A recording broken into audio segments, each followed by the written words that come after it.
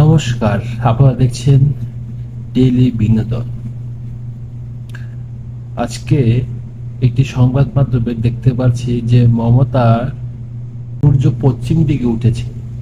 কারণ আমরা বিগত আগে আমরা দেখেছি যে হিন্দুদের দুর্গাপুজো, এই দুর্গাপুজো বিষয় নিয়ে নানা রকম বিরোধাভাস আমরা দেখতে পেয়েছি।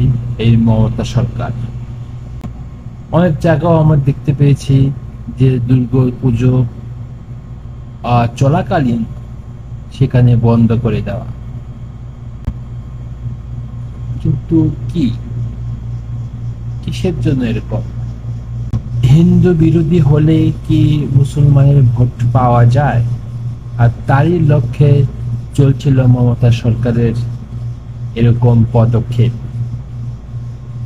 আজ যখনই পশ্চিমবঙ্গে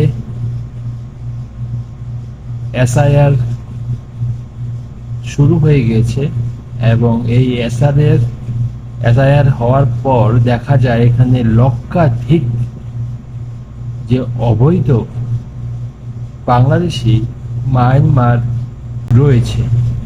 তাহলে কি মমতা সরকার আর মমতা নিজে কি এদের ভোট লাভের জন্য এতদিন ধরে ব্যবহৃত ছিল? আজ যখন ব্যবহার করতে পারবে না, তো তারই পরিবর্তে কি তার মত কি পরিবর্তন?